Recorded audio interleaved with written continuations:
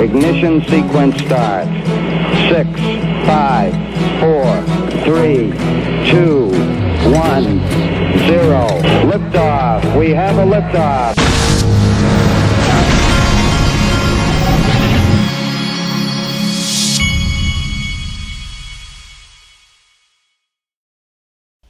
Hey everybody, this is the Digital Asset Investor, and I'm continuing with this, with showing you some videos having to do with the, XRP and the security issues since we're going through this lawsuit. And I'm going to touch on XRP and some Ethereum stuff in this as well, just to show you how blatantly backwards this all is. So here we go. This is the first clip. Now this is an interesting clip. This is a guy from the IMF. Listen to what he says. How you label these coins makes a big difference in terms of then how you regulate them. And of course, how you regulate them makes a big difference in terms of adoption. If you're a security, it's going to be very difficult to trade the token between peers, and certainly across borders. One of the big reasons for these coins is to be able to facilitate payments across borders, which are very expensive and slow, etc. And if they're securities, it's going to be very difficult. So that's an interesting point there, is that the whole point of XRP is for cross-border payments, and if it's labeled a security, that becomes very difficult. That's interesting, an interesting take there. Now, let's show you. I've shown you versions of this, or I've shown you a part of this.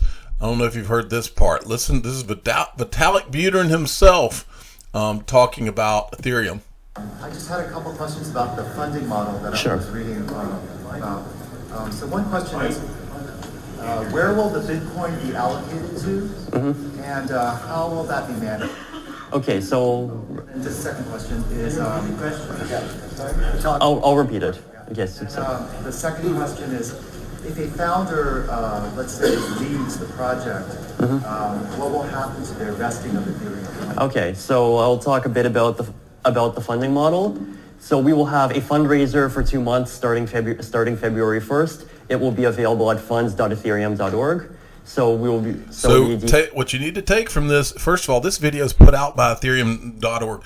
They're very proudly putting out their fundraiser, because at the time that ICOs were being done, they thought that it was okay. Jay Clayton's even referenced this before, is that there had become this whole thing, and part of the reason that people in the ICOs had grown to think it's okay is because Jay Clayton didn't do anything about the Ethereum ICO. I mean, it's like he created the whole freaking problem that he had a problem with. Now watch the rest of this. Part of the initial issuance will be 1,000 Ether for 1 Bitcoin, or up to 2,000 Ether for 1 Bitcoin if you get in early to compensate for the increased risk. So the issuance model is that we will fundraise. Suppose that we hand out X Ether through the fundraiser, then there will be about 0.5x will be pre-mined, and then 0.4x after that will be mined per year forever. So it's this hybrid of Mastercoin, of the Mastercoin and Ripple model. And now he calls it a hybrid of the Ripple model, when in actuality he did an ICO, Ripple did not. This is 100 times worse. But the fact that he's trying to compare it to Ripple and he gets off scot-free and they don't come after him, that is crazy. It's 10 times or 100 times more of a security than Ripple ever thought about being, or XRP ever thought about being. The pure Bitcoin mining model, and even to a slight extent the inflationary model. So the answer is in terms of the portion of the pre-mine that has already been allocated, that is vested for 1 year. So if any of the founders leave the project, then within 1 year, then the other founders have the right during the first year to cancel their allocation. In which case, that will simply be handed back to the Ethereum organization as a long-term reserve. So he's tying the people at Ethereum directly to the token. I mean, this is blatant. Let me show you what else is blatant. If you go to ethereum.org today, Ethereum ICO fundraiser to this day is proudly displayed on the ethereum.org website under the History of Ethereum section. Now, they didn't just do that. Here's how bold they are.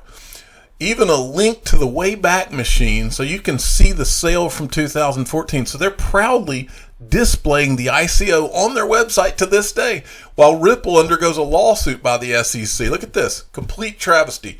history of Ethereum, and then you go down, there's the 2014, July 26th to they even call it the Ether sale. Ethereum.org on the Wayback Machine. Here's the snapshot. This is the actual sale in 2014 of Ethereum. And they even called it a sale. And then it says it's a necessary element, a fuel for, they even reference how it's a fuel for operating this software platform. It's very obvious here that they are using the sale. 1 Bitcoin buys 2,000 Ether. They're using this sale in order to fund what they're doing. They make it very obvious. And they don't touch these guys. The SEC doesn't do a thing. Ooh, this stinks. And then here's Gary Gensler, who knows that it was a security. He knows it. Watch. Bitcoin started in January of 2009 and nobody owned any Bitcoin. Whereas Ethereum started with a pre-sale and an ICO, which we'll be talking about 72 million Ethereum. Vitalik wanted to raise money. He was maybe 19 years old. He looped in with a venture capitalist from Canada, Joe Lubin, who now runs Consensus. Lubin took about 10% or 9.5% of the offering. They put 9.5% in a foundation called the Ethereum Foundation, and the other 80% was sold to the public for $18 million. You tell me. I mean, how insulting is this? Okay, and here's Charles Hoskinson from Mickey B. Fresh. He's weighing in on how, and I would tell you after watching those things I just showed you, Ethereum is a security. XRP is not a security. Ethereum is a security, blatantly. Now, the open question of whether XRP is a security or not is a very interesting one. I still believe, given the facts of today, that XRP is not a security. And even if it was to be ruled a security, and Chris and Brad suffer consequences for that, from engorgement to other things, who would run the ecosystem? The system would still likely run. There would still likely be adherence. There's still likely be network traffic and consensus nodes and these types of things. So on the outset, it doesn't look like it makes much sense to apply that standard. The problem is that standard has to be applied to do what they want to do, which is to hold the principals of the company personally liable for what they feel. It has to be applied to do what they want to do, which is to hold the principles of, doesn't look like it makes much sense to apply that standard. The problem is that standard has to be applied to do what they want to do, which is to hold the principals of the company personally liable for what they feel is misconduct counter to the goodwill of retail investors. And Mickey B. Fresh makes a great point. This is why Ripple is so confident. FinCEN already ruled XRP a currency 2015. Where was the SEC then? Exactly. Where were they? Okay, so here's another great clip. This is Glenn Hutchins talking to Jay Clayton. The issue of the moment is, of course, what is XRP? Runs on the Ripple network. There are a lot of people in this audience who would like to know. But I think it's your, I know from long-standing practice, the SEC does not talk about matters that are in front of them at the moment. So I'm not going to ask you that because I know you won't give me an answer. And it's not just you; it's all your predecessors wouldn't give me the answer either. I get it. Don't worry. I'm no better than they are. But what's the process by which this is determined and the timing? When does the marketplace know the outcome to this really important question? Because as you know, Ripple right now is the second largest market cap token after Bitcoin. I think I'll go back to what I said, is that we are open to people coming in to see us, engage with us, discuss their particular situation, and work through it with us. And some of the, I will tell you, some of these questions, require a lot of information in order to get to a definitive position. Right. Many are very obvious. I'm selling you my token. I'm going to go off and produce a venture, and hopefully you'll get a return for having purchased that token. And I assume, like at other these situations, having a consistency of message as between the SEC and your investors is probably an important kind of starting point. Yeah, let me just say this. We're very, very open to people coming in to see us. but I hope it doesn't come as a surprise that when you tell us about your approach, that what you tell us is the same thing you're telling people who you want to invest in your venture. If there's a big gap between what you're telling us and the way you're marketing your venture, It's not a good place to start? it's not a good place to start. Okay, if everybody taking notes out there got that one down.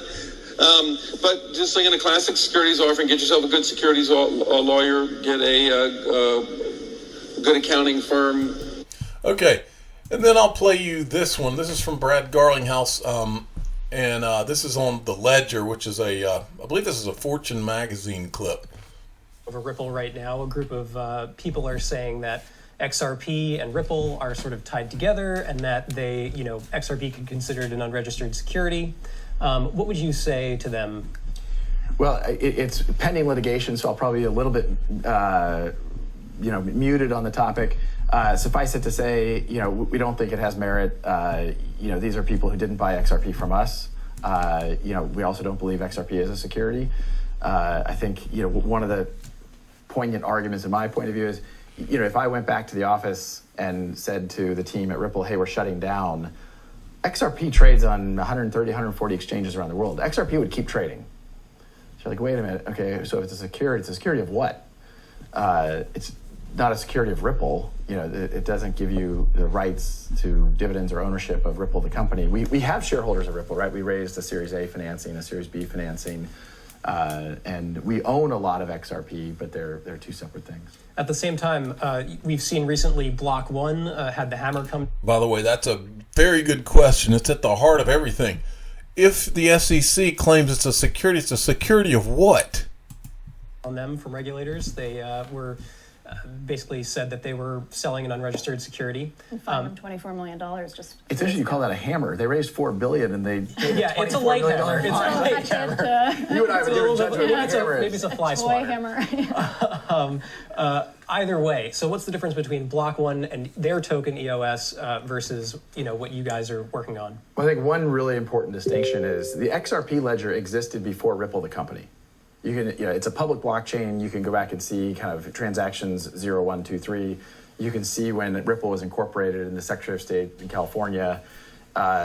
Ripple didn't create the XRP ledger. The XRP ledger had utility prior to Ripple's existence.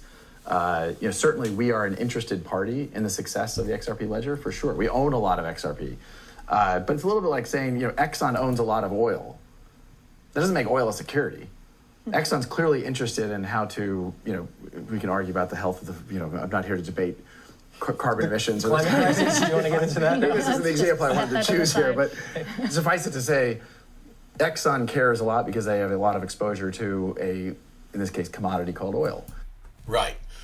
I'm the digital asset investor. I'm not an investment advisor. This is for entertainment purposes only. Please subscribe, hit the like button, and tell your friends and family that Ripple is Exxon and XRP is the oil. Thank you for listening.